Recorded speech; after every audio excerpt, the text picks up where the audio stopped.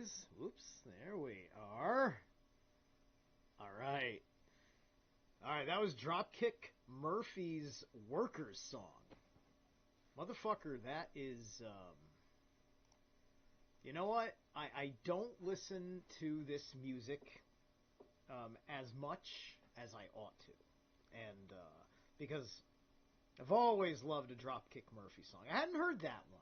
And you know what? Man, that one really, really hit me. That one really hit me good. Fucking awesome shit. Yeah, so. And it's just it's the grievances of the exploited laborer. Right? And, yeah, man. That's just a song that, now I'm working in construction. I don't feel exploited. I just bust my ass. I get the appreciation. I get the acceptable pay. I get the treatment and the supplies and the reasonability. Everything's in accord.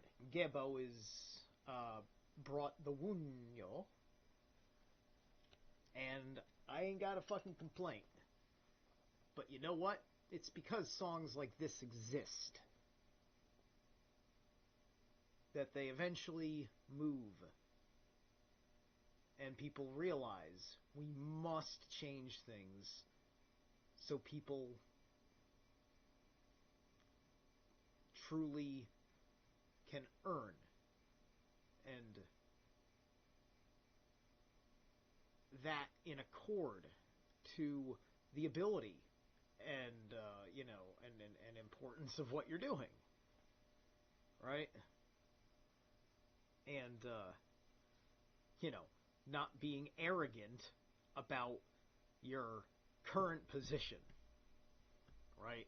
Because it's got a lot of petty tyrants who don't even really have the right to tyrannize either. There's many petty tyrants that have unfortunately been ordained with such rights to be tyrants. We got tyrants that don't have the right. That are bothering the hell out of us. How's it going, Parsons? Alright, so let's rock and roll. We're going into chapter 2 or 3. Bang. We're going into the ideology of change.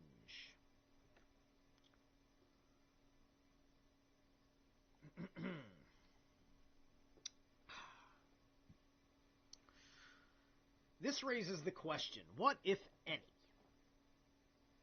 is my ideology? What kind of ideology, if any, can an organizer have who is working in and for a free society? The prerequisite for an ideology is possession of a... You can't hear me.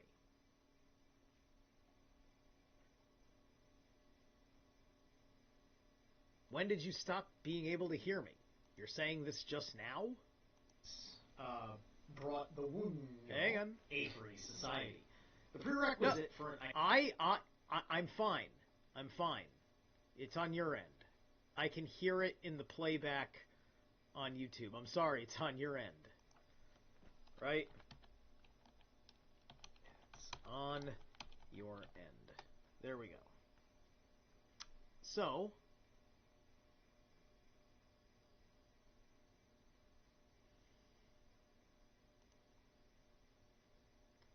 The prerequisite for an ideology is possession of a basic truth. For example, a Marxist begins with his prime truth that all evils are caused by the exploitation of the proletariat by the capitalists.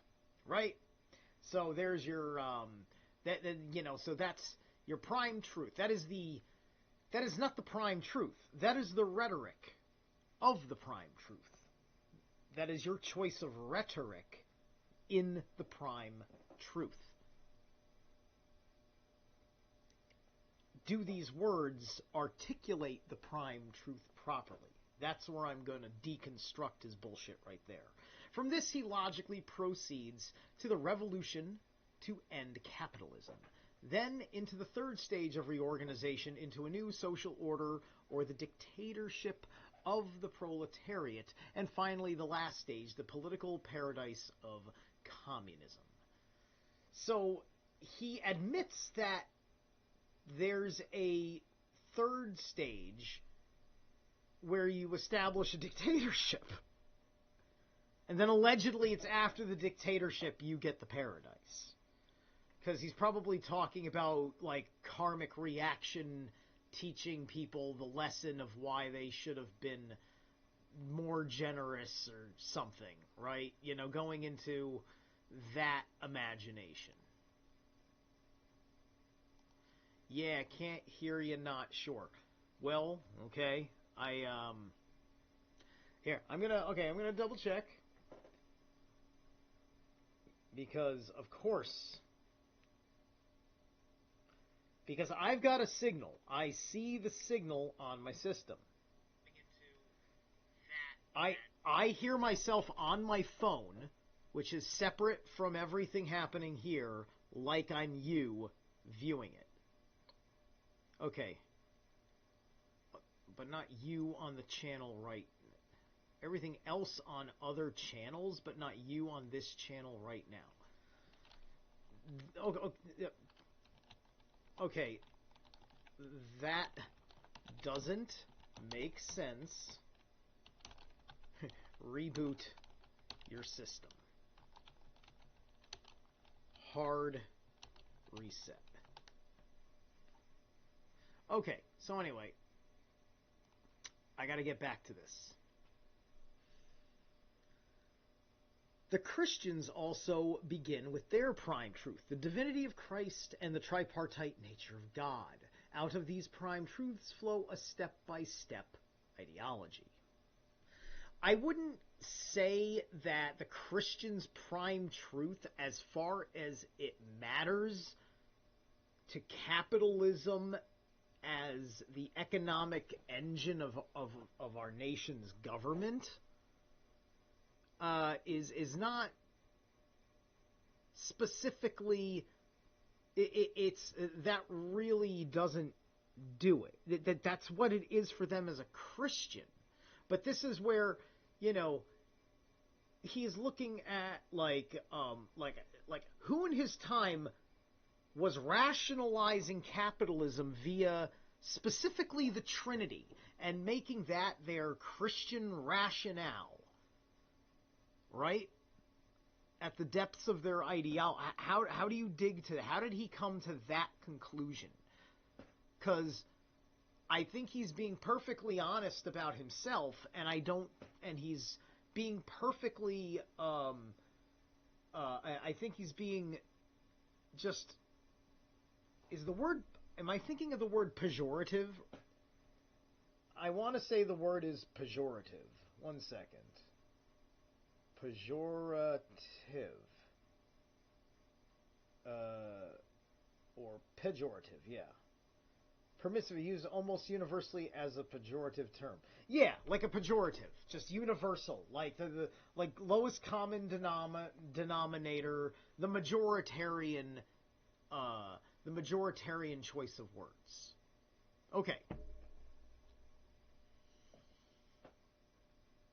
An organizer working in and for an open society is in an ideological dilemma. To begin with, he does not have a fixed truth. Truth to him is relative and changing. Everything to him is relative and changing. He is a political relativist. Interesting. Yeah, so here he's using the words open society. Right? An organizer in and for an open society is in an ideological dilemma. All right? So, open society, right? So, George Soros mindset, right? And here he's addressing the issues of leadership within open society infrastructure. All right, so let's hear where he's going with this. Because remember, alleging that all of this built built us the Watiko egregore for maybe not Antifa, but certainly those that came before Antifa, which did not exist until basically 2016. But anyway.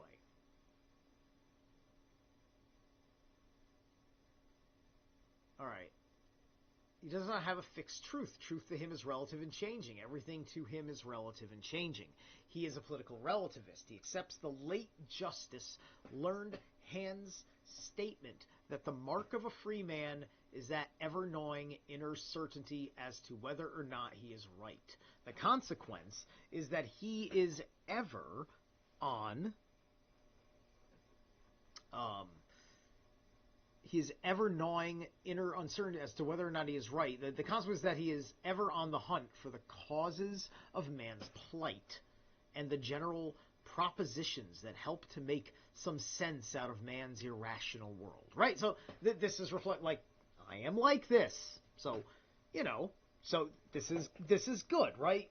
Like, I like hearing this stuff because when I hear stuff like this, it's me getting to look in the mirror a little bit, right? He says, right, he accepts the late Justice Learned Hand's statement that the mark of a free man is that ever-gnawing inner uncertainty as to whether or not he is right.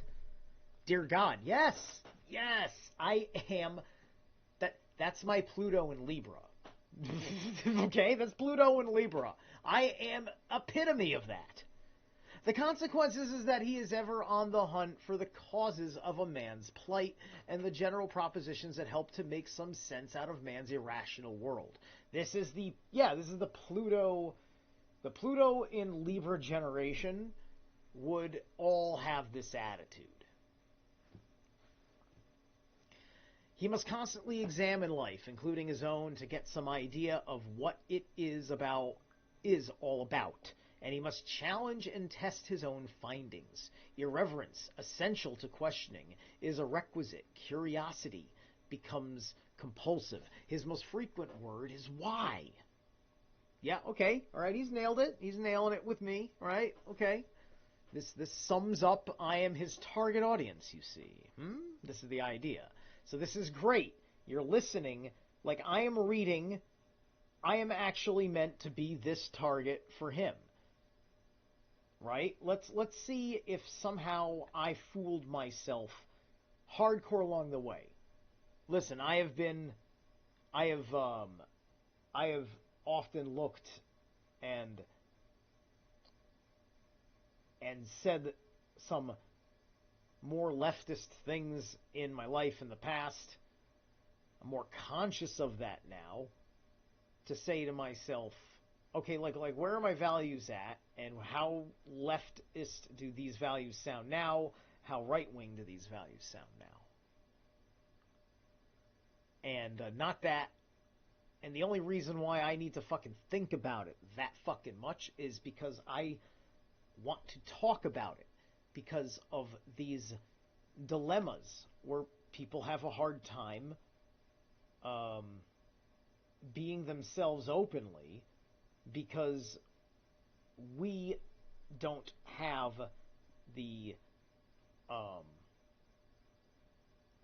enough forethought for some of the nuances of what we're looking at when we're not looking at anything that's actually horrible, right? But we're just conditioned to say that these things mean other things in secret are true because the things they say about what they think your life ought to be, right? This is why people don't want to talk to the press, because if you don't sound like something that makes the television people happy, they'll ask you certain questions that are irrelevant to the events happening, because they don't like the way you shared your feelings and your attitude about the situation and your relationship with it. This literally just happened to me this week because the news came because there was a carjacking like just a couple doors down from the house, like at like 3, 4 in the morning or something like that. And I heard the car alarm involved with that jacking while I was getting ready to go to work. It was nothing alarming to me because it wasn't too close, and it's not unusual that sometimes in the middle of the night a car alarm goes off for various silly reasons, like somebody's playing with their keys. My car alarm will go off for absurd reasons because of how a key moves in my pocket and the button gets pressed, right? So I didn't think much of it. I was in my flow state of what I do every morning to go to get up and start my day, my rituals, my morning rituals. So when I came back home from work, that's when the news also happened to arrive. So I went on camera. I said, "Yeah, sure, I'll talk to you guys." They didn't use the tape that ran because my dad saw the news and I asked. He didn't say anything to me. He was just talking about it to me and my buddy. I said, "Oh, okay, did you see me? Did they run me?" It's just like, no. So they didn't run any of the footage of me because they didn't like the fact that I mentioned that I would defend myself. And they're just like, "Oh man, is your life worth it?" And I was just like, "Yeah, maybe my guitar was in the car." But, that's just about the carjacking situation, right? They got a little scared and they wanted to know if I was somebody who, they wanted to know if I was a vigilante. That's what they wanted. And that's what they were asking. They were asking, like, no, you got to get on the phone with the cops and stuff. And, I'm explaining to them, it's just like, I have no idea how much danger my life is in. It's just like, it's something that's already happening. There's a trespass upon my property. If, this was a robbery. Next time it might not be just a robbery, especially a robbery that only happens to a vehicle. What if it's a robbery in a home?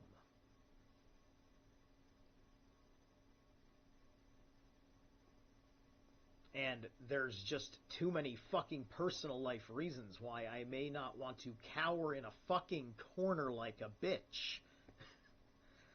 So people need to not be afraid to say that, right? There's plenty of people that aren't, but there's a lot of people that are in suburbia, more liberal cultures. I live around a more liberal culture with the boundaries of gun rights that liberals impose in not the most irrational of ways, but you still have to hear the irrational arguments from people that don't understand ballistics and weapons machining, and they still don't. This administration is happy to ignore gun experts with their investigation. They're happy to make up magic about a gun. Is it against the law to fucking use ballistics, like all ballistic science? Like you would not come to the conclusion under these facts in a non-fucking public case. This is a very high-profile case. A low-profile case that maybe gets like a run in a local newspaper, they're going to fucking do by-the-books regular ballistics. I could talk to any fucking cop about what the fuck they're talking about. Right? Like, the thin blue line? The thin blue line did jack shit for Charlie Kirk. His security team did jack shit for him because not one man was running an eye on the roof to a radio next to the man to get him to safety until they could secure the roof. For fuck's sake. But anyway, release the Epstein files. Does this mean that the organizer in a free society for a free society is rudderless? No, I believe that he has a far better sense of direction and compass than the closed society organizer with his rigid political ideology. First, the free society organizer is loose, resilient, fluid, and on the move in a society which is itself in a state of constant change. The extent that he is free from the shackles of dogma, he can respond to the realities of widely different situations our society represents. Yes, that's very Aquarian. That's a very Aquarius fucking take on the social concept. Not meant for you to hear right now, I guess. Okay. That's a bummer parcel. You'll hear it later when audio's working. You'll hear it later. Right? Yeah. Microphone's right there. Nothing else is that. That's the video capture that's supposed to be. Yeah. Yeah, everything's fine. Everything's working. Turn it up a pinch. Okay. All right.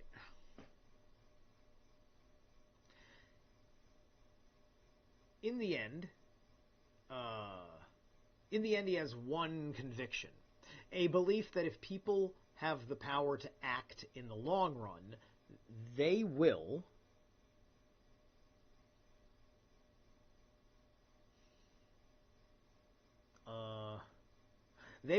most of the time, reach the right decisions. The alternative to this would be rule by the elite, either a dictatorship or some form of political aristocracy.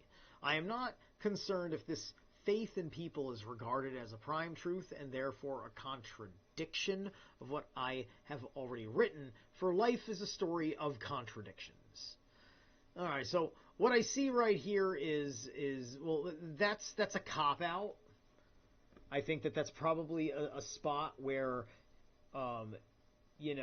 he thinks about the limitation of the ability of the human mind to rationalize the social order, which maybe he's talking on a higher level where, yeah, it's in God's hands on a higher level because it's the collective ego in charge and the collective unconscious informing. So, in the end, he has a conviction to believe that people have the power to act. In the long run, they will most of the time reach the right decision in terms of this be the rule by the elite. Right. Yeah. So, yeah, and also that. Also, the very Aquarians, very Kali Yuga. Kali Yuga is when the lower caste of people, they get their free rule as the ones... that's why we have like a bartender in Congress, and she didn't have to have any kind of sophisticated background. All she has to know is what it's like running a bar in New York City after graduating from public school on government money and government standards. That's all she has to know, and she gets to be a dictator. Right? I believe Hugo Chavez was like a bus driver or something like that. All right? Hitler was a fucking war hero. Right? So, Hitler was, a failed artist, but he was a fucking war hero first. And,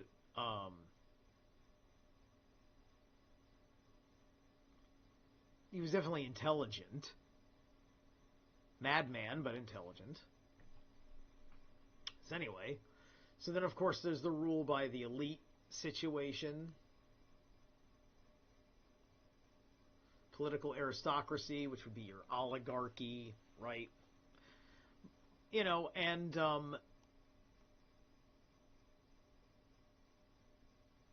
he has to, he has to understand that this system that he wants up here the power to act in the long run. Like, we just went with every opportunity at the end of the last age leading up through 2020.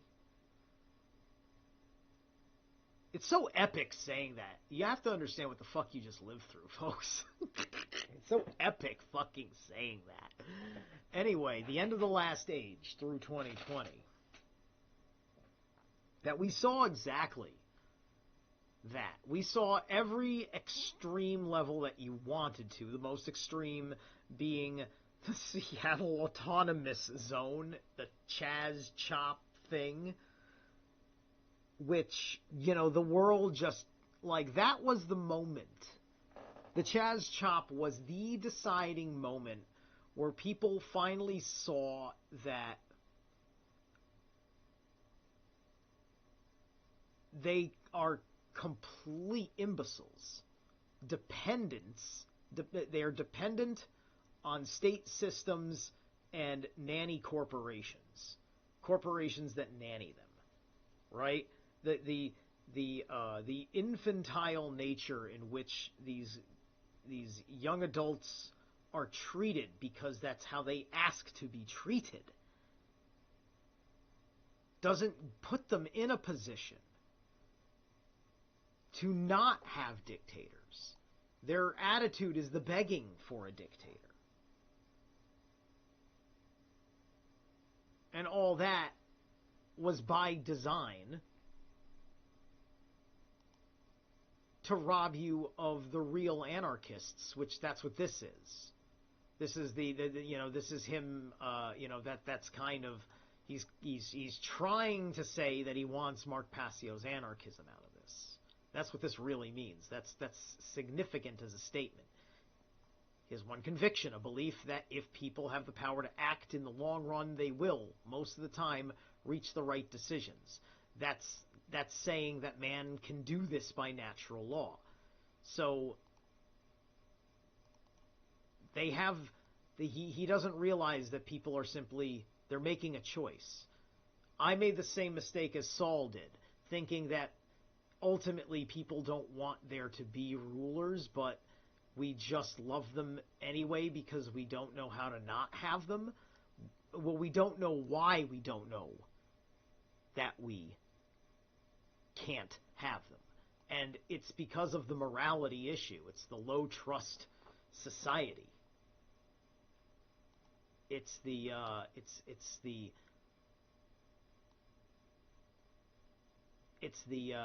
failure of morality when the 7 desires that we call sins, when the 7 desires are pursued in abusive and harmful manners, right?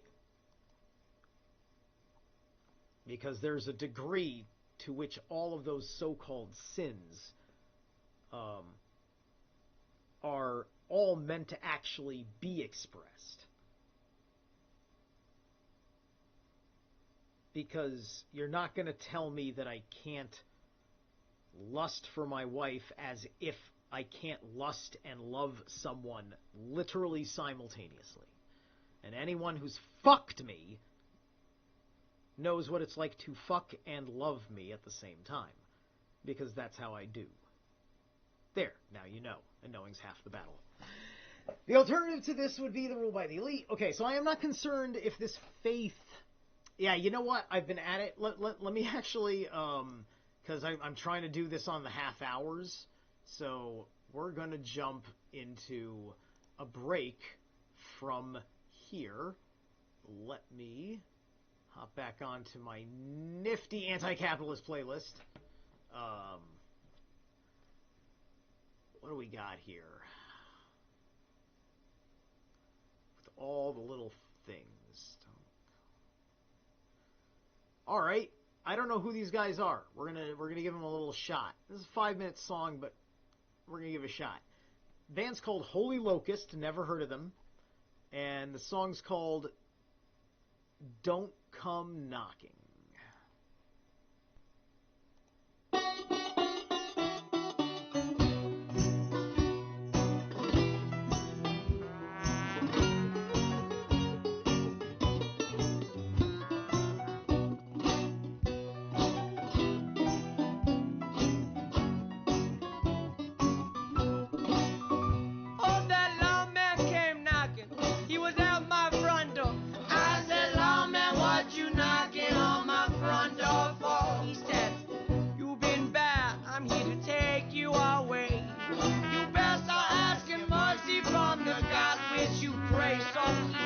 I do put shackles around my wrist, but shackles on these wrists just don't ever fit. So 7 times tried and 7 times failed. Oh, just something about this boy just cannot be jailed. So as he turned to walk away, I these last words he heard me say: you can chain me, you can contain me, and you can detain me. Oh, I got something on my sleeve. I got something that you won't believe. So don't you come knocking on my door.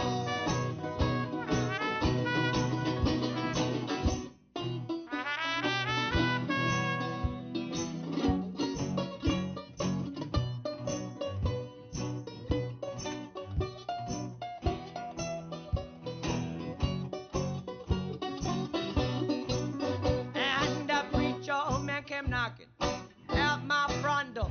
I said, preacher, what you knocking on my front door for? He said, you've been bad, you live a life of sin. How time you started worrying about the end. Well, Jesus can keep his wine. I'll drink that whiskey. I'm walking on this water, ain't got nothing to do with me. See, sin's my business and mischief's my game, and nothing you can say is gonna change my name. So as he turned to walk away, I these last words he heard me say: you can roll me and you can score me, you can for me. Oh, I got something on my sleeve. I got something that you won't believe. So don't you come knocking on my door. I said, don't you come knocking on my door. Where you can knock, knock, knock all day long. But I'm just gonna sit here, well, sing my song. No, I will. Where you can knock, knock, knock till the door is on the floor. Until the door is on the floor.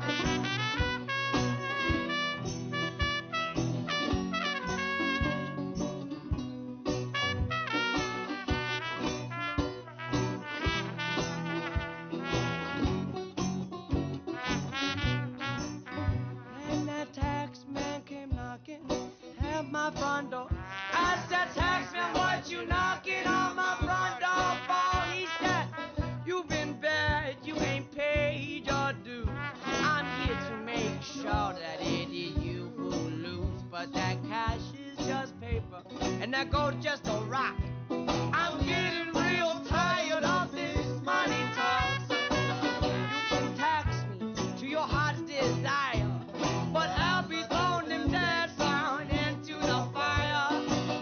As he turned to walk away, I these last words he heard me say: you can tell me and you can sell me. Hell, you can't even tell me. Oh, I got something on my sleeve. I got something that you won't believe. So don't you come knocking on my door.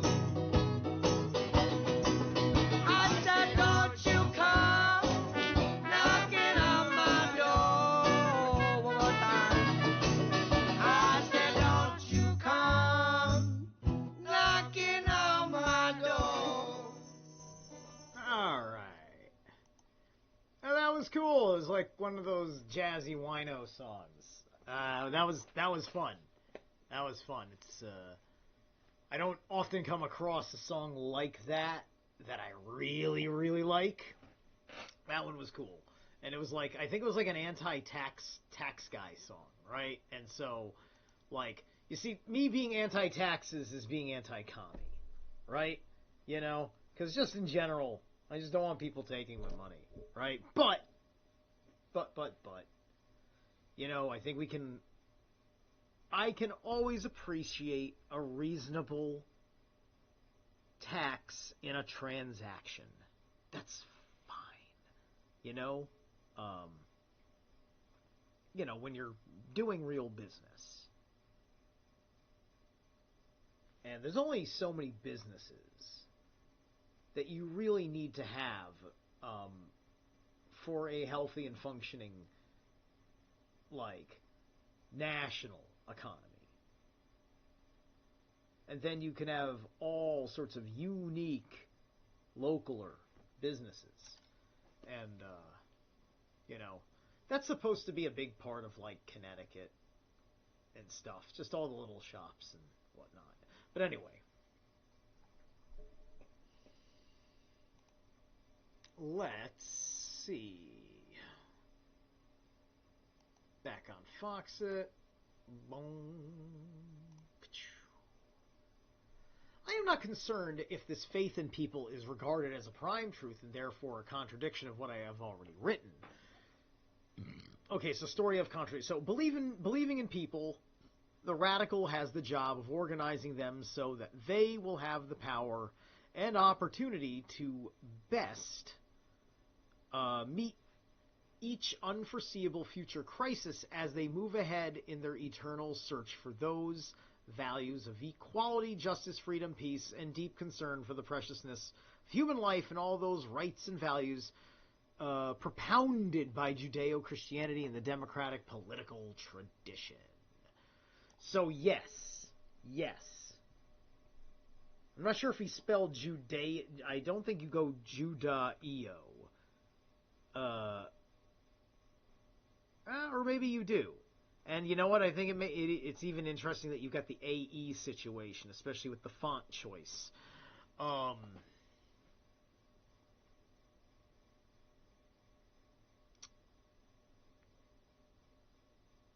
Let me think real quick.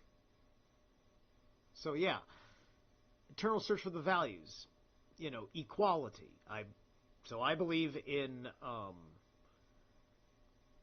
in equal potential.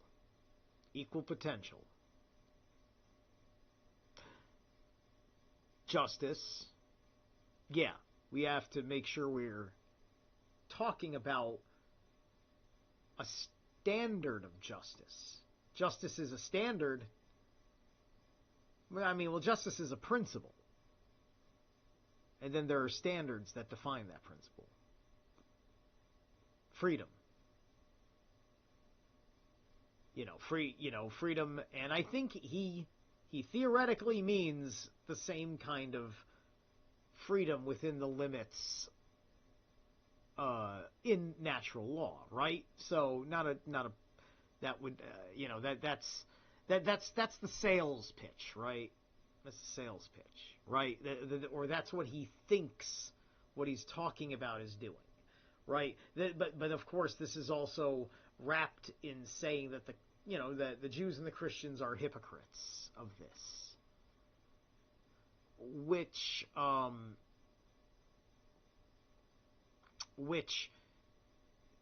in the context of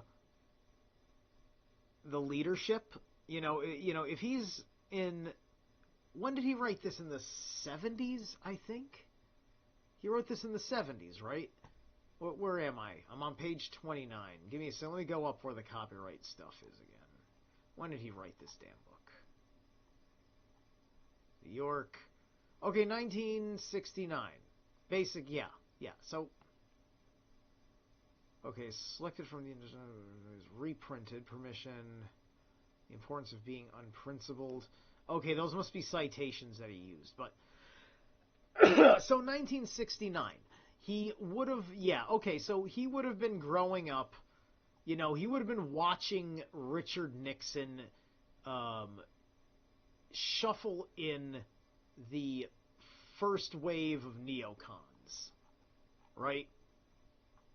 Charlie Kirk was kind of a cross between a populist and a neocon, and he strayed too far from his neocon leash that they needed him to to downplay. You know? You're safe as long as you keep that psychic border between you and questioning God's chosen people's nation. Democracy is not an end, but the best means towards achieving these values. This is my credo for which I live, and if need be, die. Right?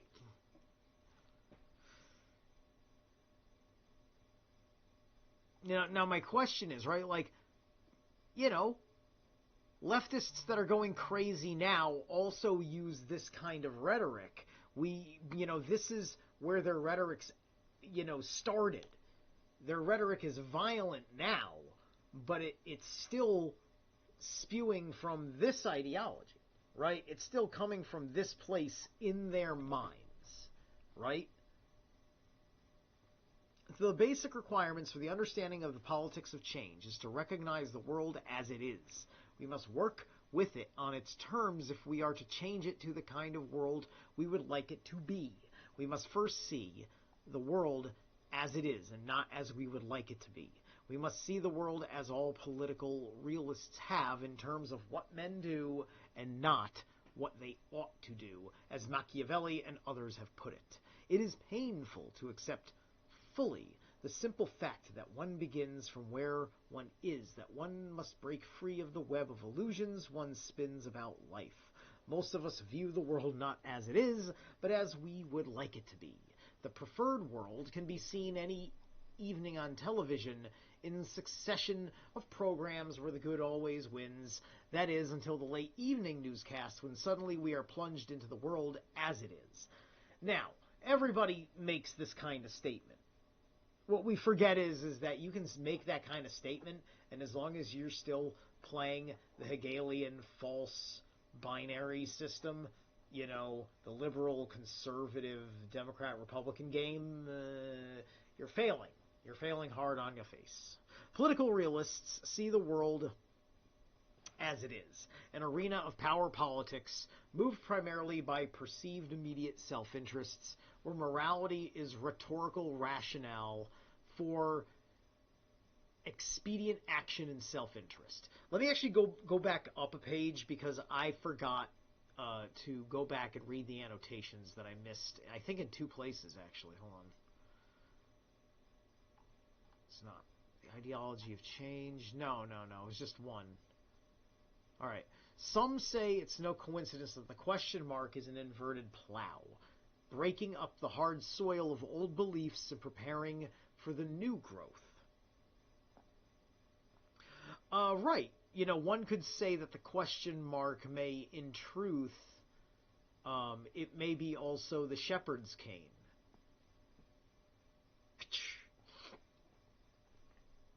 So anyway.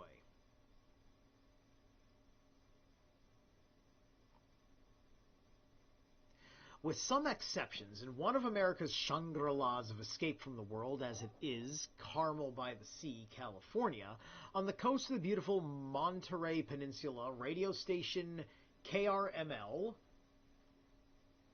that KR... Kremlin? It's the Kremlin radio station. Used to broadcast the Sunshine News, which headlined the positive, only the good news of the world. Intellectuals would scoff at Sunshine News, are no exception to the preference for already formulated answers. Let me see. 1 second. All right.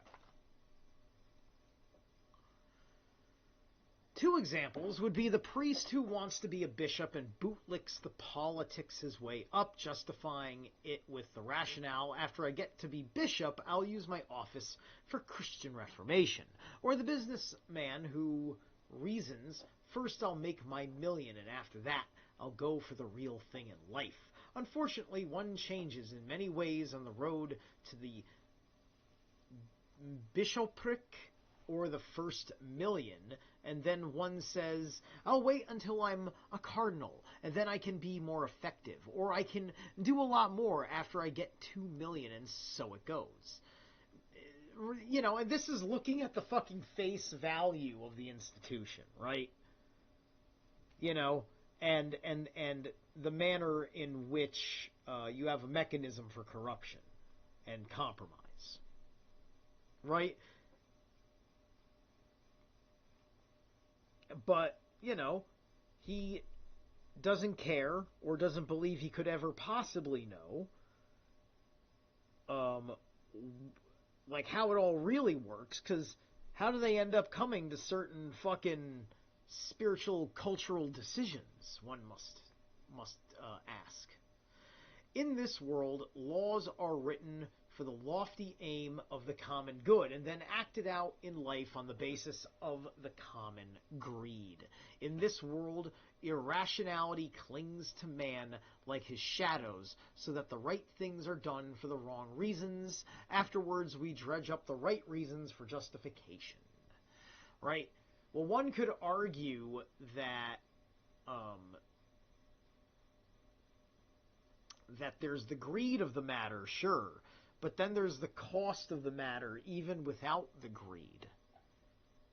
And that this need is a unique need that has arisen because we refuse to correct the consequences of the past, right?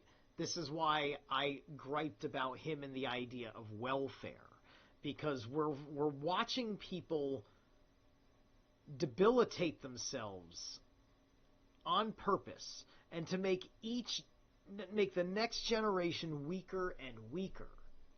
Now, he's sitting here blaming capitalism as the reason why man is getting weaker and weaker. And it's not. Now, capitalism has become an instrument of making people weaker and weaker because we made decisions long ago to have a welfare system inserted. And it was the only answer that we could think of to reconcile important economic problems that were underlying the civil rights era. Because we didn't really need a welfare. Like, the poor white people were not interested in welfare. They were interested in being pagan. They would have been pagan Christians because they would have been Christians that lived off the land and had their own folk beliefs. Similar, except in success, to The Witch. The Witch, Egger's first film, right? That's what people wanted to be in America. They wanted to get out of the fucking little communes and be free out there, because I can know how to fucking farm. Whatever, right? And he roughed it a little too hard in the beginning. Not, like Owen Benjamin, when he got kicked out of Hollywood, he didn't just get in a fucking, Oldsmobile with his fucking family and then park his Oldsmobile in the middle of some private land he bought and start from scratch. No. He built adjacent to the life he already had and then migrated into it in a very natural growth process.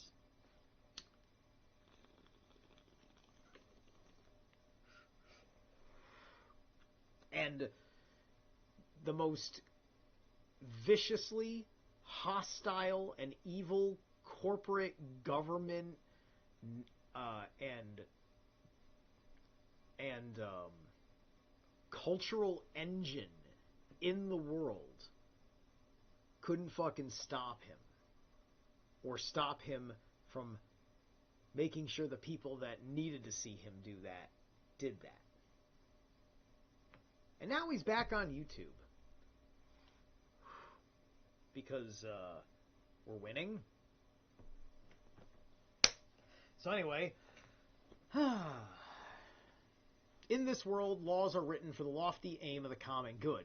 and then acted out in life on the basis of the common greed. Right, okay, I said this is irrationality, clings to man, All right, clings to man like his shadow, so that the right things are done for the wrong reasons. Afterwards, we dredge up the right reasons for justification. It is a world not of angels, but a world not of angels, but of angels? What? It is a world not of angels. Oh, angles. I'm sorry. He's playing that game. He's playing that game, folks. Oh, Saul, you clever little Jew. Anyway, it is a world not of angels, but of angles, and where men speak of moral principle, but act on power principles. A world where we are always moral and our enemies always immoral. Unfortunately, Trump is guilty of these grievances, and I agree with Saul on this, right? So, but remember, he's not even laid out his actual radical rules yet. He's still laying down the rationality behind all these things, right? A world where reconciliation means that when one side,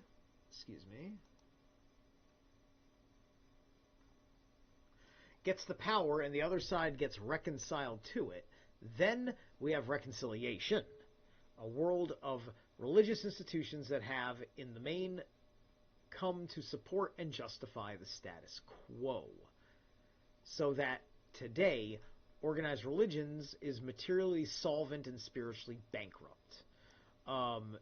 Yes, true. Each year for a number of years, the activists in the graduating class from a major Catholic seminary near Chicago would visit me for a day just before their ordination with questions about values, revolutionary tactics, and such. Once, at the end of such a day, one of the seminarians said, "Mr. Alinsky, before we came here, we met and agreed that there was one question we particularly wanted to put to you.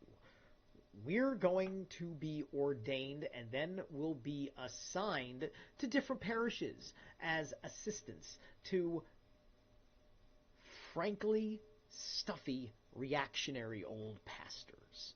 They will disapprove of a lot of what you and we believe in, and we will be put into a killing routine. Our question is, how do we keep our faith in true Christian values? Everything we hope to do to change the system." "That was easy," I answered. "When you go out that door, just make your own personal decision about whether you want to be a bishop or a priest. Everything else will follow." Right, so, once again, tactically speaking, I'm guilty of that, right? And I'm using that wizardry because that's him bestowing some wisdom on a guy. It's going to be informed by everything I've figured out already through my trivium process. Anyway. We live with a Judeo-Christian ethic that has not only accommodated itself to but justify slavery, war, and every other ugly human exploitation of whichever status quo happened to prevail.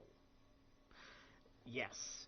Now, that grievance is should never be your bottom. I mean, it is your. You don't want to beat people over the head with that rhetoric, right? Because what you want to do is that you're grabbing. You want to really get into the weeds, you know. You can say things along the lines of, among the hypocritical atrocities of the Judeo-Christian ethic is how we justified slavery. Right? Just pick one and then elaborate. Do you want me to go into the list of the others like war, human exploitation? Or let's stay focused and maybe solve one of these today and solve the next one tomorrow. And that's how I would start my argument if I was going there. Right? We live in a world where good is a value dependent on whether we want it. In the world as it is, the solution of each problem inevitably creates a new one. In the world as it is, there are no permanent happy or sad endings. Such endings belong to the world of fantasy, the world as we would like it to be, the world of children's fairy tales where they lived happily ever after.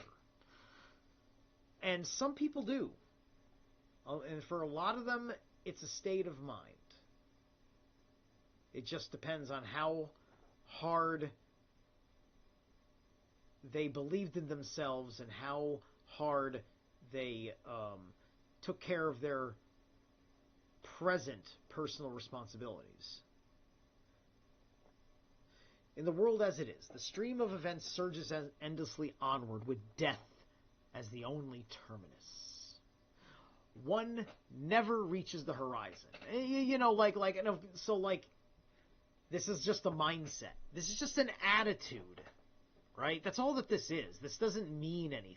In the world as it is, the stream of events surges endlessly onward, right?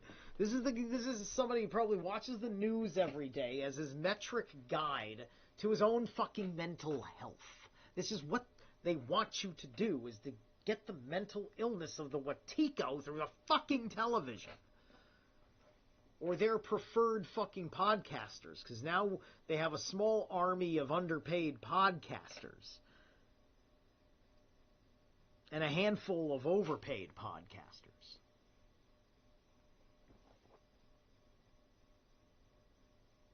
And I'm not envious or jealous of any of them, because I have put in a certain amount of effort. And I get a certain amount of result out of my effort. And my effort will go up maybe one day. But I've been spending the last 3.5 years of my life focused on the physical side of my life, not the digital, thus mental side of my life.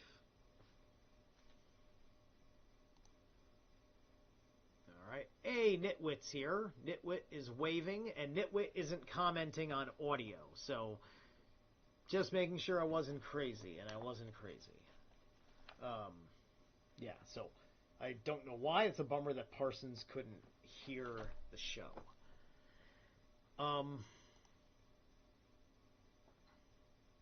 So, we live in a world where good is a value dependent on whether we want it. In the world as it is, the solution of each problem inevitably creates a new one. I'm going to pause right here, and we're going to do another break. Let me see. What do I want to pick? What do I want to pick? Let's see.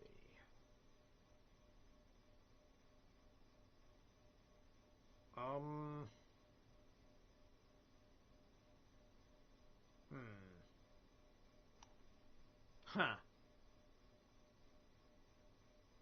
No.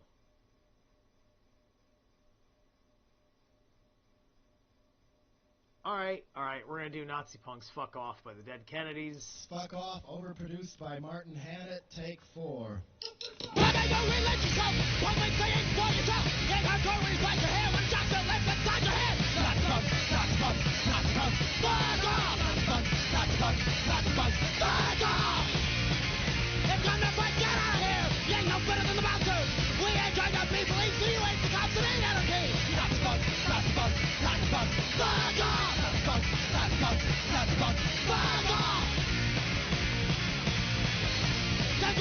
What a man! They fight each other, the police they win. Stop your backs and trash our holes.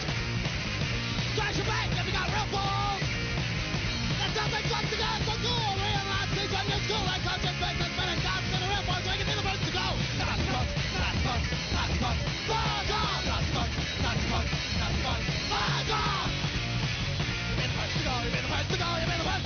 brain lets you think.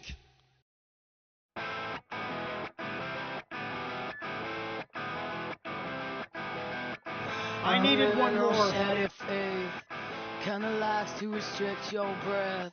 Never been a better time in this. Suffocate out eternal bliss in a city. That's why there's so much shade. You see me rise above and take its place. The heart pumps until it dies. Train to blood, the heart is wise. All my friends are murdered. Hey, all my bones, no marrows in.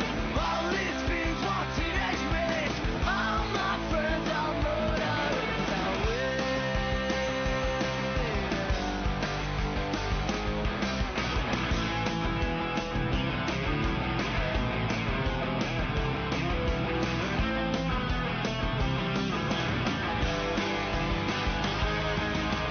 I never met a fool quite like you, who could shimmer and rot at the same time through. There's never been a better time in this town. Bite your hand out the frostbit evidence. All my friends are murdered. Hey, all my bones, no marrows in. All these dreams want teenage me. All my friends are murdered. It's our way.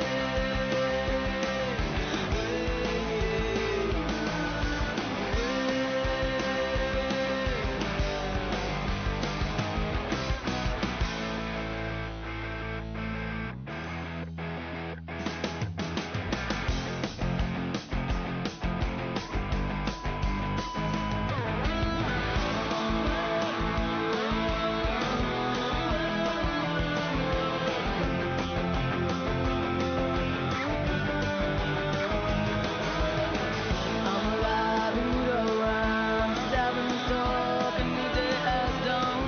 Open up and let it flow. We'll make it yours, so here we go. All my friends are murdered. Hey, all my bones, no marrows in. All these dreams want teenage me. All my friends are murdered.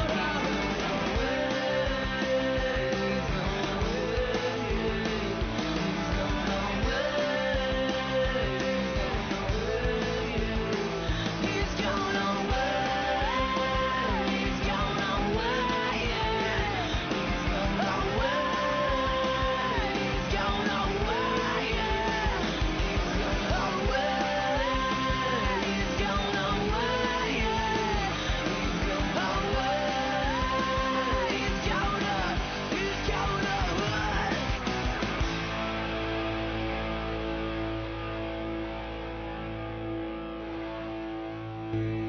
Alright.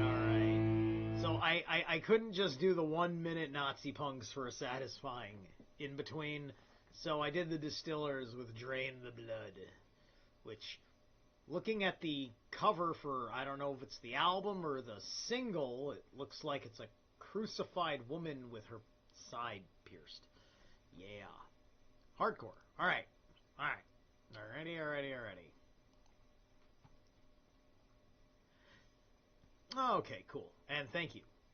Thank you, Nitwit. Okay. Foxeat. There we go. In the world as it is, there are no permanent happy or sad endings. Such endings belong to the world of fantasy. The world as we would like it to be. The world of children's fairy tales. Okay, I'm sorry. I read all that already. One never reaches the horizon. It is always just beyond, ever beckoning onward. It is the pursuit of life itself. This is the world as it is. This is where you start. It is not a world of peace and beauty and dispassionate rationality, but as Henry James once wrote, life is in fact a battle. Evil is insolent and strong. Beauty enchanting but rare. Goodness very apt to be weak. Folly very apt to be defiant. Wickedness to carry the day. Imbeciles to be in great places. People of sense in small, and mankind generally unhappy. But the world as it stands is no narrow illusion, no phantasm, no evil dream of the night. We wake up to it again, forever and ever, and we can neither forget it, nor deny it, nor dispense with it. Henry James' statement is an affirmation of that of Job. Here we go with Job again. The life of a man upon earth is a warfare. Disraeli put it succinctly. Political life must be taken as you find it. Once we have moved into the world as it is, then we begin to shed fallacy after fallacy. The prime illusion we must rid ourselves of is the conventional view in which things are seen separate from their inevitable counterparts. We know intellectually that everything is functionally interrelated, but in our operations we segment and isolate all values and issues. Everything about us must be seen as the indivisible partner of its converse, light and darkness, good and evil, life and death. From the moment we are born, we begin to die. Happiness and misery are inseparable. So are peace and war.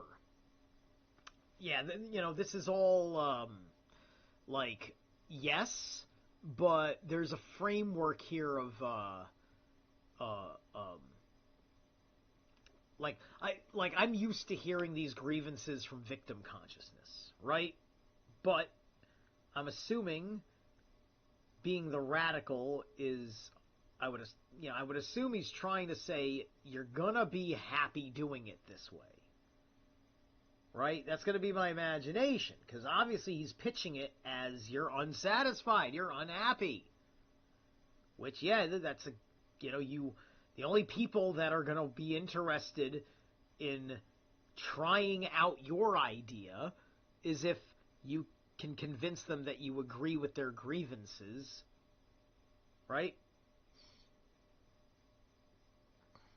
From the moment we are born, we begin to die. Happiness and misery are inseparable. So are peace and war. The threat of destruction from nuclear energy conversely carries the opportunity of peace and plenty. So with every component of this universe, all is paired in this enormous Noah's Ark of life. Life seems to lack rhyme or reason or even a shadow of order unless we approach it with the key of converses. Seeing everything in its duality, we begin to get some dim clues to direction and what it's all about. It is in these contradictions and their incessant interacting tensions that creativity begins. As we begin to accept the concept of contradictions, we see every problem or issue in its whole, interrelated sense. We then recognize that for every positive there is a negative, and that there is nothing positive without its concomitant negative, nor any political paradise without its negative side. Niels Bohr pointed out that the appearance of contradictions was a signal that the experiment was on the right track. There is not much hope if we have only one difficulty, but when we have two, we can match them off against each other. Bohr called this complementarity. Right, meaning that you take these establishment left-wingers that fail you, you take these establishment right-wingers that are the enemy, effectively, and you make them fight against themselves, and you exploit that for your freedom.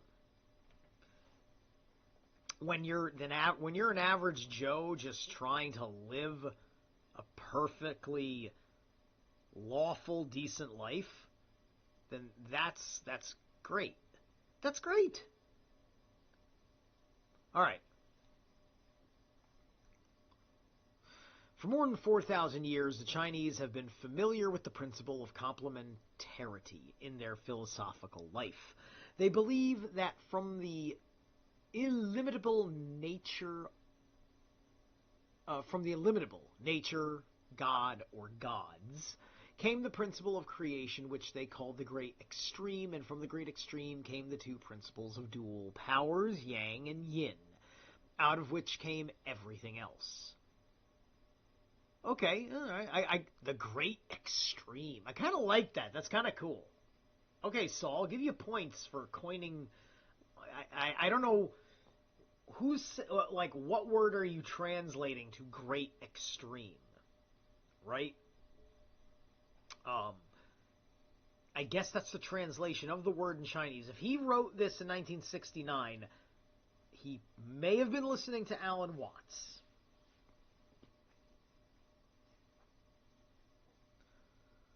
All right.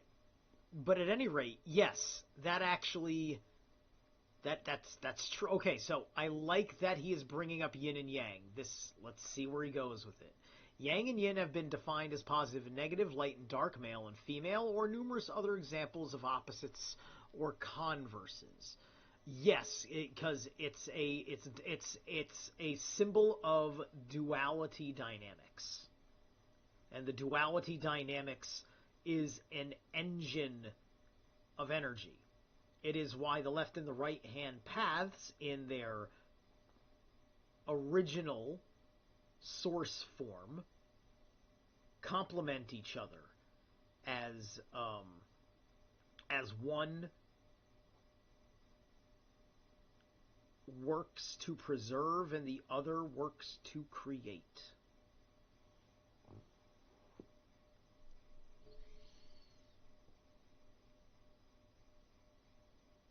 Okay, so,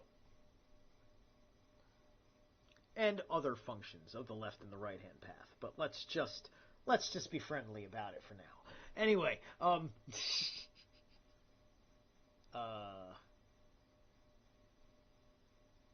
okay, so Bohr called this complementary, meaning that the interplay of seemingly conflicting forces or opposites is an actual harmony of nature. Whitehead similarly observed, in formal logic, a contradiction is the signal of a defeat, but in the evolution of real knowledge, it marks the first step in progress towards a victory. Right? Now as he's getting more philosophical here, right? He's getting a little bit more he's getting out of politics, and he's getting a little bit more metaphysical, philosophical. Okay, so he's adding some cultured thoughts into here. So that's better. I'm glad that he is putting some of this into the system.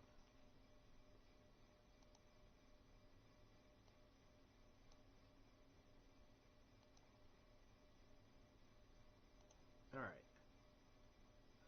Everywhere you look, all change shows this complementarity. In Chicago, the people of Upton Sinclair's jungle, then the worst slum in America, crushed by starvation, wages when they worked, demoralized, diseased, living in rotting shacks, were organized. Their banners proclaimed equality for all races, job security, and a decent life for all. With their power, they fought and won. Today, as part of the middle class, they are also part of our racist, discriminatory culture. Interesting. In Chicago, in 1969. Okay. The worst slum in America was crushed by starvation, wages, disease. Okay, so living in rotting shacks and were organized. Their banners proclaimed for all. With their power, they fought and won. So wait a minute, okay, this is where I'm going to get a general idea of what the hell he's referring to. Okay. Chicago, the people, Upton, okay. What is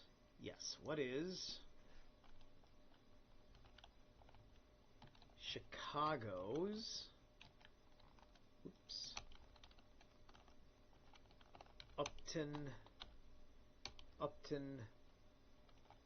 Sinclair's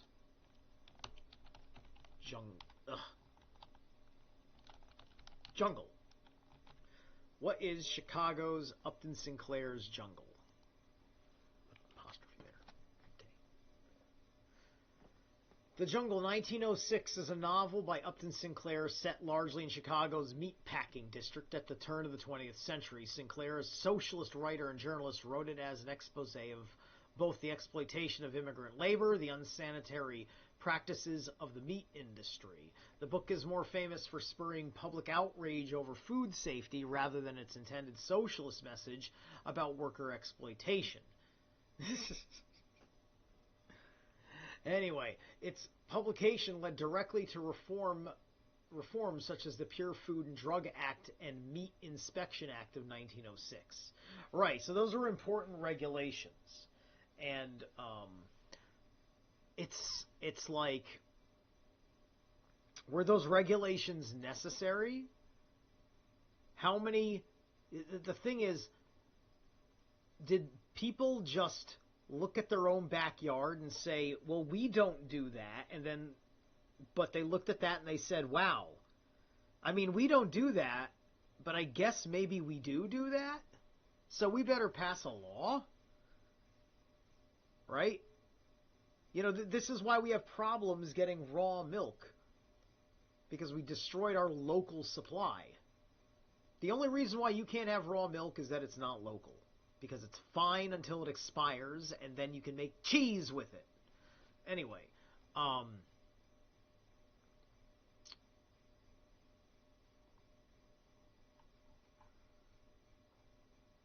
yeah, okay, so basically, when they won their petition to clean up the Upton Sinclair, or I'm sorry, when they yeah. Hold on, he focused on Lithuanian, Polish, and other Eastern European immigrants who worked brutal jobs in Chicago's union stockyards and meatpacking plants. Gotcha. The novel shows their poverty, unsafe okay, the unsanitary practices the meat Sinclair gave, rotten tomato content, meat being processed. Okay, so he wrote a book to tell the story. Now, did they fucking pass the law based on what this fucking guy's opinion in a book was? I'm sure there were fucking pictures. I'm sure that the attention that the book stirred meant that people went on a campaign to ask questions about it. People be like, oh, I read the book. Is it true that it was like this and that? And they go and they find these people and ask them. Local newspapers where the book's a bestseller. All this kind of shit, right?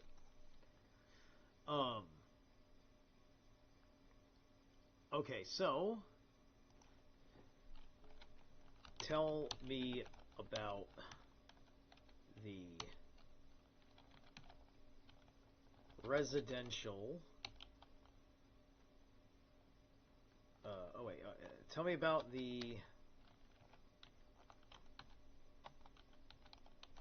economic conditions of the Union stockyards. Okay. They opened in 1865 and closed in 1971.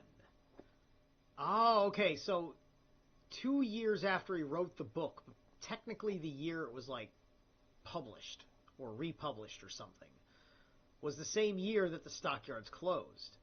That's interesting that he brought that up. We're both an economic powerhouse and a symbol of industrial exploitation. Here's a breakdown of the economic conditions tied to them around the era of Upton Sinclair's jungle. At its peak, the yards processed over 80% of U.S. meat, making Chicago the hub of the nation's beef, pork, and lamb supply. Okay. Railroads and refrigerated cars allowed meat to be shipped across country, which tied Chicago's economy to national consumption.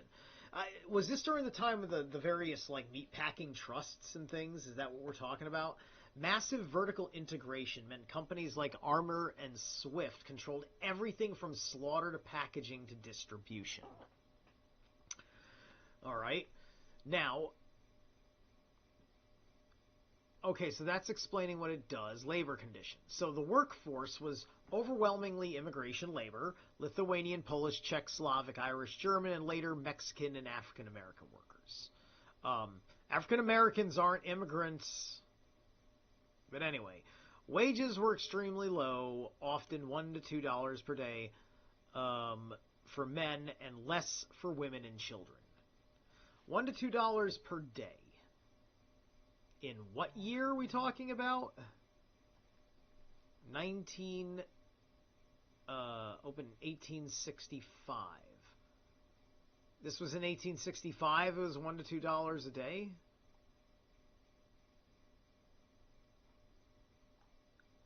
I think we're talking about... No, the jungle takes place, what, 1903? Hold on 1 second here. 1906, the novel was written, but turn of the 20th century... No, but it was meant for that time as well. Okay, all right. So, okay. Was the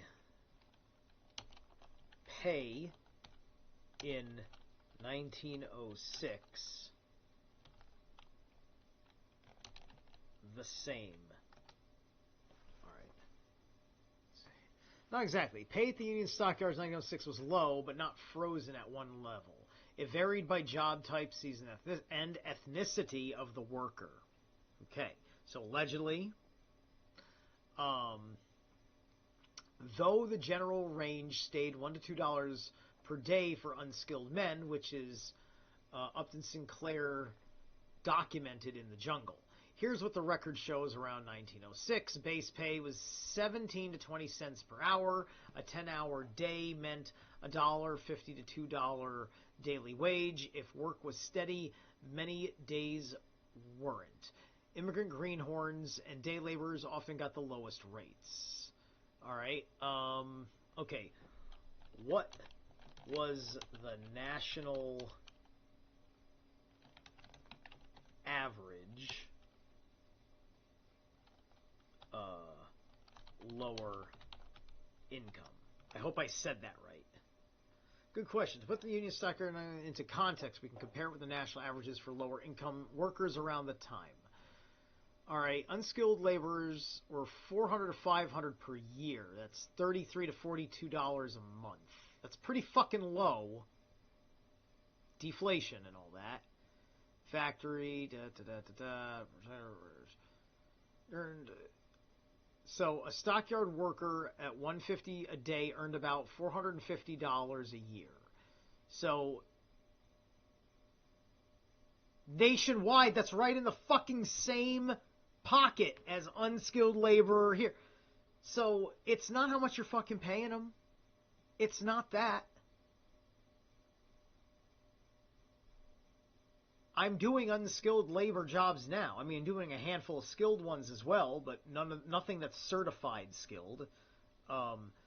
You know, and mostly I'm caulking and I'm cleaning and I'm doing some lifting to move shit around. But you know, I can participate in a handful of things. So So it's well within the national average. So somebody ran a grift. Somebody ran a grift and used this as a bad fucking example, is what fucking happened here. Oh, whoops.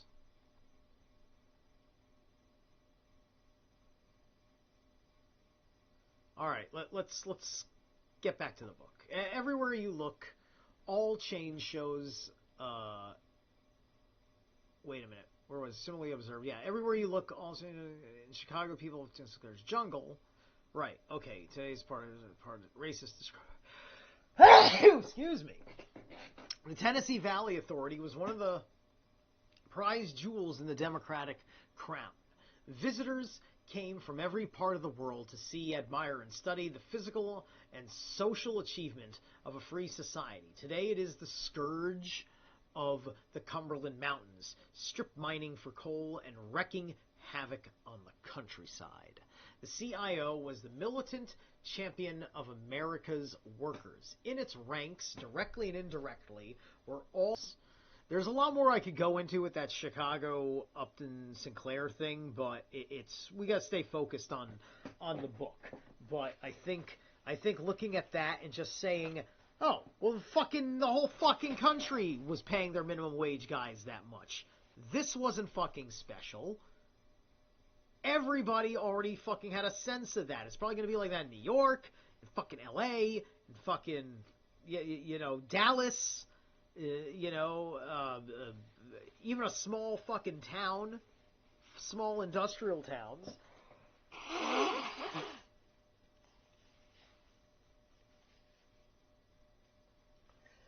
So that's an oversimplification of a problem because you're not looking at anything and you're just allowing inflation to happen, right? If you see yourself not being smart enough to understand what the hell is going on, don't start inventing a big bad Jew in your fucking head first. You can make a big bad Jew in your head later once you figure out how shit works and you find out how many Jews are actually there. Then you can start picking on particular persons of Jewish conspiracy. Then it becomes okay because you have evidence of a conspiracy. Otherwise, don't be such a monster. Anyway.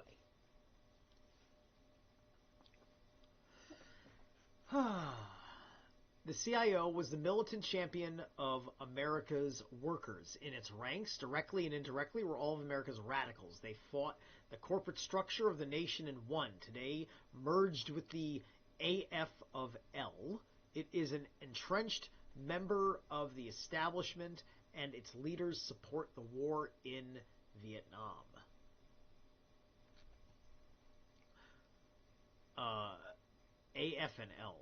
AFL? American Freedom League? So wait, the CIO was a militant. CIO was where? What did he say? Where CIO was at? Like I was reading, I was in a reading state.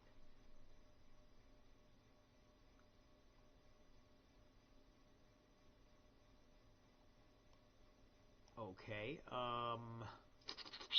I'm not going to look into all these things, honestly. All right. I'm going to take his word for it that is how the liberal world is going to see it.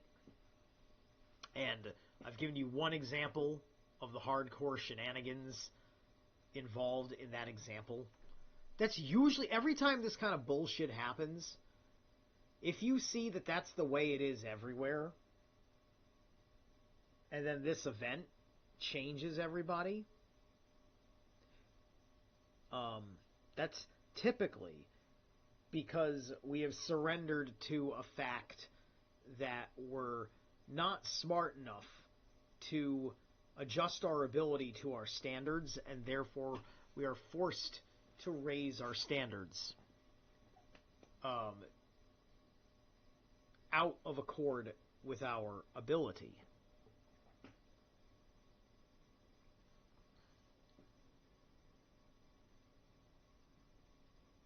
Another example is today's high-rise public housing projects. Originally conceived and carried through as major advances in ridding the cities of slums, they involved the tearing down of rotting, rat-infested tenements and the erection of modern apartment buildings. They were acclaimed as America's refusal to permit its people to live in the dirty shambles of the slums. It is common knowledge that they have turned into jungles of horror and now confront us with the problem of how we can either convert or get rid of them. Now, he's writing that in 1969, and what happened is that those buildings were built in the late 1940s because it was all going to be financed by the veterans who would be renting in those places. That's how they started. Then, because the economy was hot shit and everybody was still drunk off their own victory in World War II as the warriors they thought of themselves as, they were all really, really fucking successful, and they all got their little suburban homes and stuff, so they all moved out of the projects because they really fucking earned it, as they gave birth to boomers. And then they moved the blacks and the Hispanics into these buildings, and it's been their live-in prison ever since. And The cruelty is the setup for failure. I can see how they got themselves in that situation, and they have a really good attitude on life, do not get me wrong. The ones that have a good attitude on life.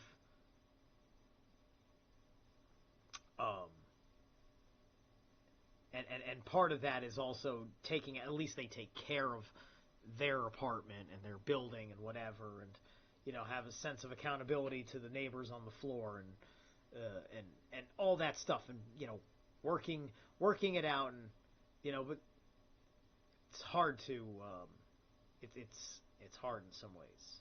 It's hard to describe, right? Because there's a whole lot of serious failure that is not understood, right? It's just like people can't understand the truth of the reality with Arena getting stabbed, right? It's just like you can't understand that many of those people, they deserve to belong there. Because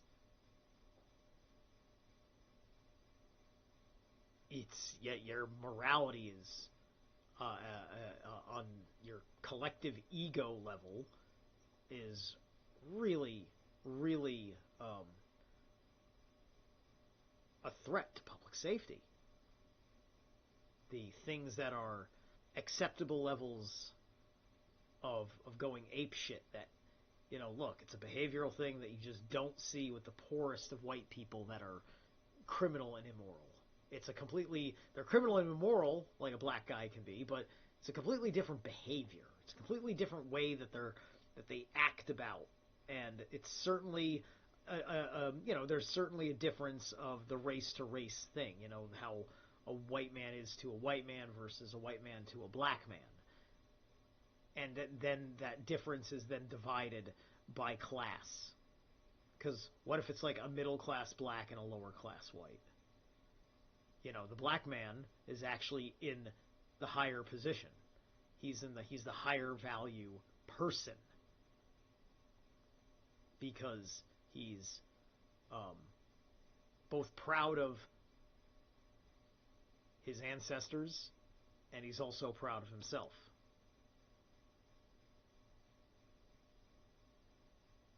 So anyway,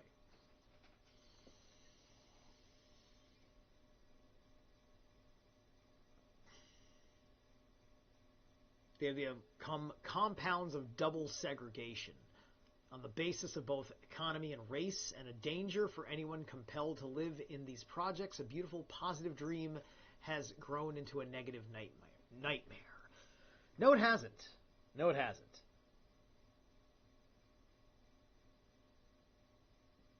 Black people have a beautiful culture. They need each other for the integrity of that culture. It's best that they have their neighborhood. And it is awesome for them to visit us and for us to visit them. And you can also, because we believe in free association, just live together in whichever way you want, but you don't have to do that. You can also choose to have an in-group preference on a racial basis because you are doing something culturally. And you are not denying anybody anything that they could ever possibly need, and you don't have a right to our company. Not company like our business, although it could be that too, but I'm not talking about you can't come in and buy something. I'm just saying you can't, come in and be a part of the culture. We're doing something here, and there are amazing opportunities everywhere, and where they don't do that. Even though there are other places out there that do that, right? That's how much freedom you're fucking talking about. And not because the government is supporting what I am doing, but they're not in the way of what I am doing. And vice versa with the company that's doing it the way that you like to see it done. Just go to the ones that are the way you like to see it done. Right? You're unhappy with culture. which means you're unhappy with the way a person is. You have no right to change the way a person is, if that person's isness is not a threat to anyone else's isness. And you trying to change their isness is you being the threat to their isness, and thus someone has a right to resist it, because you're in the wrong. Because you're fucking up someone else's way of life, and they're not interested in putting any man down, but they would like to have their sacred space, because we're sick of denying our cultures, our ancestors, our heritages, our histories. I'm sick of seeing black people not call upon their ancestors. Imagine if they're calling on their ancestors. Right? Want to see some more fucking black pagans with Shango. Right? It'd be fucking great. It'd be fucking great if we get some more animist blacks out there. But unfortunately, that's my ideologies. And people are too afraid. People are afraid of being feared. They're afraid of being a formidable person. I could see it, right? For the ones, I mean, except for the ones who are formidable peoples.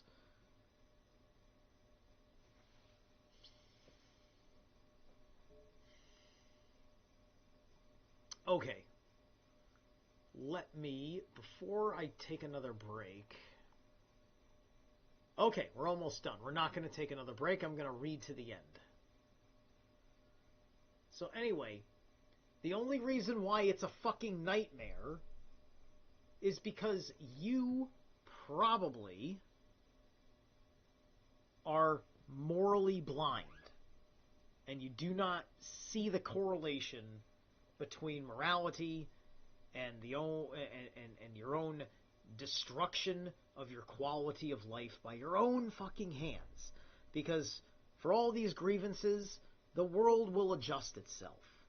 And you get to accept the karma of how the world bent for you. Because you complain. Right? And you may think that you're complaining for the first time. But no. You are literally to the voices of those that did the right thing for the prior generation, like the generation that you just quoted. Like, you're pointing out this thing. Okay, they fixed that problem in Chicago and fixed it for the whole nation. But you're still here complaining, you fucking swine. And that's what people are thinking, man. Because you don't fucking go there with a sophisticated fucking conversation and argument and bullet point and compassion for the cost of things at all, because whether it's communist or capitalist, it costs something.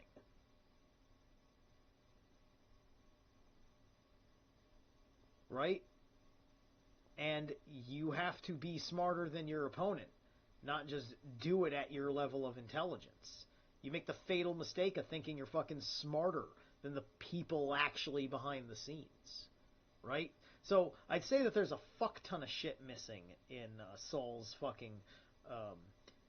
foundational principles, right? Fuck ton of it, right? It's,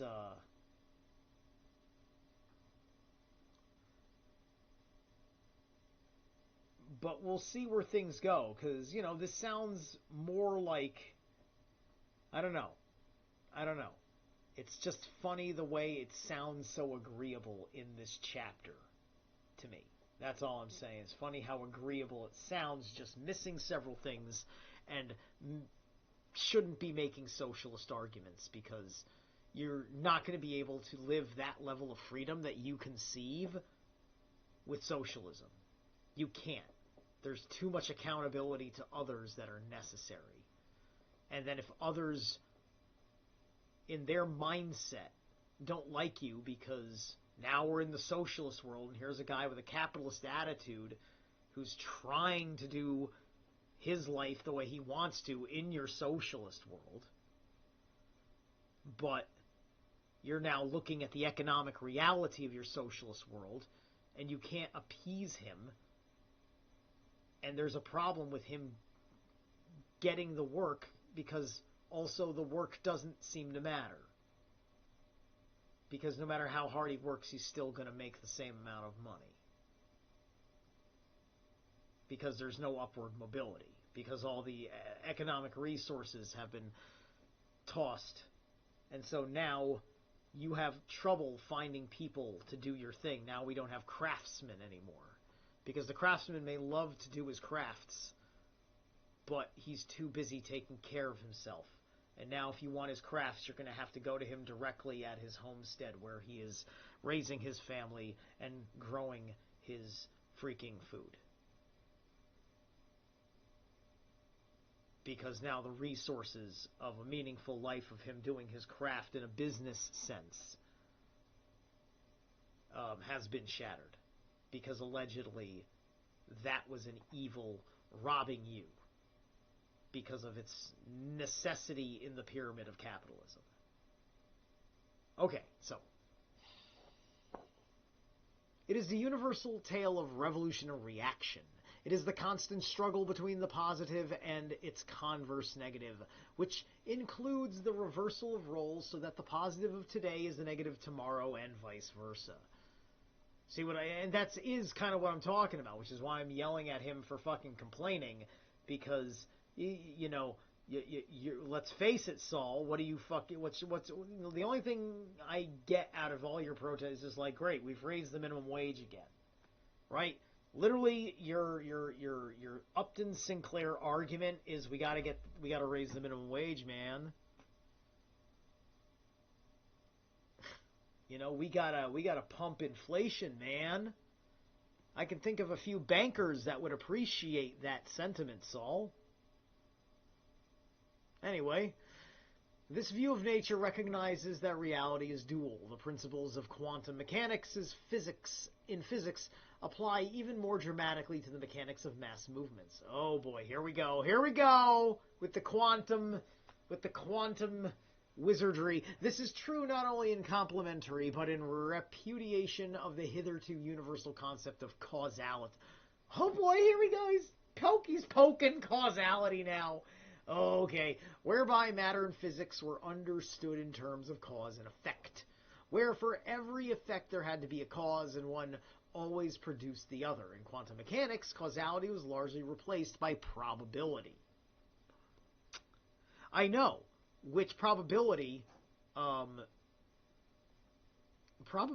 is only talking about what ifs. That's all it is. It's just like, okay, 3i Atlas is coming. What if it turns again and it doesn't show up in front of Mars the way we thought it did? Right? That's trying to calculate probabilities, right? It's fiction. It's thought experimentation. It's psychology. It's all fucking psychology. It's all theoretical. It's all written down on fucking paper in math. And the math is wrong. And the numerology basis of the math is wrong. An electron or atom did not have to do anything specific in response to a particular force. There was just a set of probabilities that it would react in this or that way. Yes, which there's nothing that, it's why it's a theory. There's literally no test for that. Ayn Rand said you'll never be called upon to prove a negative. Quantum physics will never be settled because quantum physics is in the imagination. Because all you're doing is quantifying things. You're just counting. Right? Now you're counting effects. Well, what if the ball went left? What if the car went right? What if there was a crash here instead of a parking? What if it was a cloudy day versus a sunny day? And all these different equations, and you get your multiverse of madness, and you act like and then, like, what does speculating about any of this fucking accomplish? We have a terrible relationship with this. It's fine to be speculative. The framework in quantum theory is dangerous. It's fucking dangerous.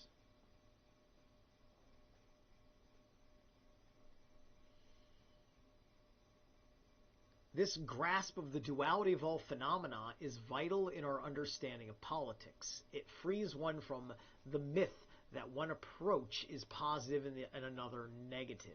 There is no such thing in life.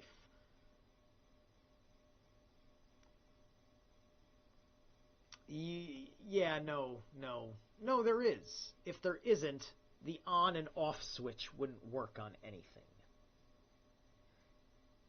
If there wasn't, there would be no male and female.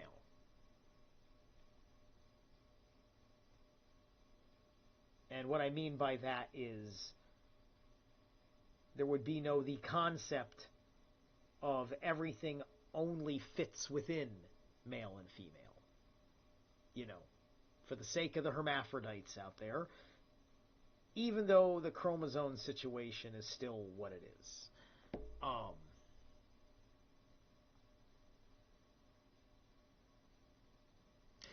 There is no such thing in life. So one man's positive is another man's negative. Right? This is relativism. This gets into solipsism. Right? This is relativity. Relativity. Right? This is he's using quantum relativity to justify the position of his argument. And he means of your subjective argument.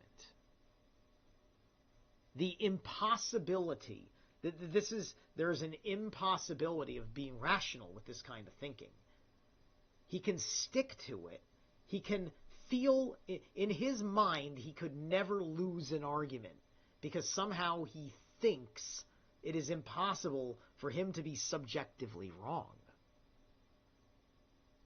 Except if he subjectively can determine it.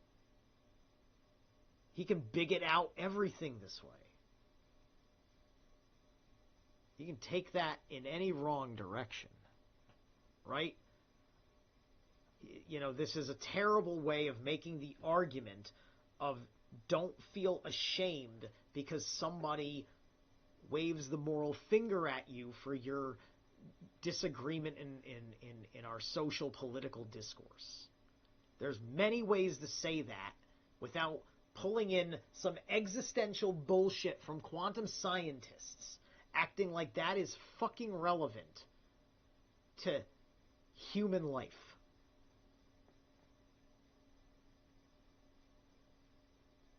So,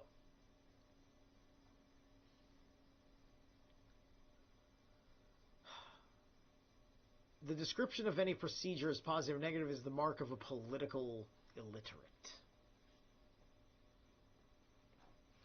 Once the nature of revolution is understood from the dualistic outlook, we lose our mono-view of a revolution and see it coupled with its inevitable counter-revolution. Right, so I'll put it to you this way, in the to be politically illiterate, right? So if we're saying politics exists under many different contexts.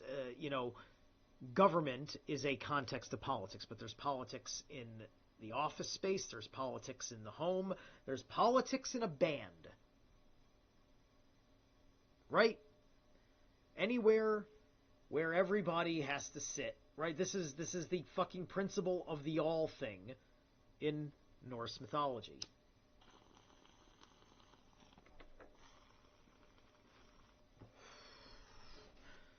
Where all the leaders of the thing come together over the rise of novelty to make a decision about this novel occasion. Anyway.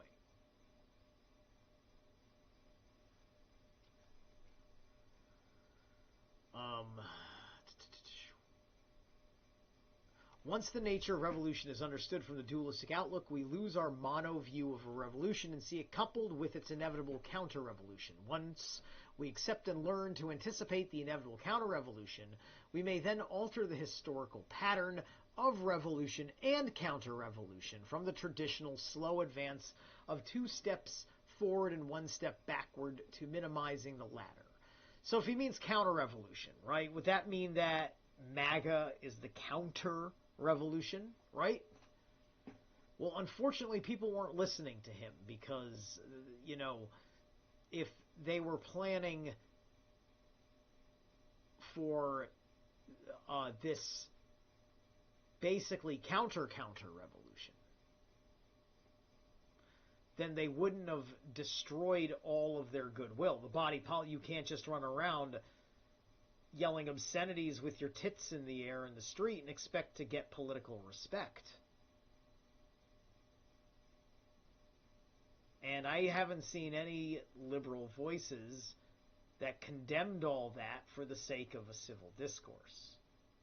Those are the voices chosen to be elevated, and they're thinking and speaking at a 3rd grade reading level, it would seem.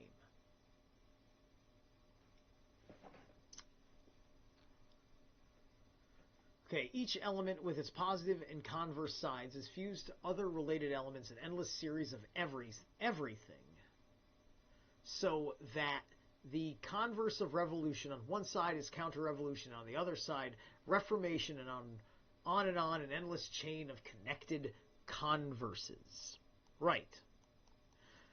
Well, he's going to have to figure out how to stop being polarizing, how to tell a culture of radicals to be radically non-polar, which is so insane that it feels like you've given up the fight, because that doesn't make sense if you're in a material world view.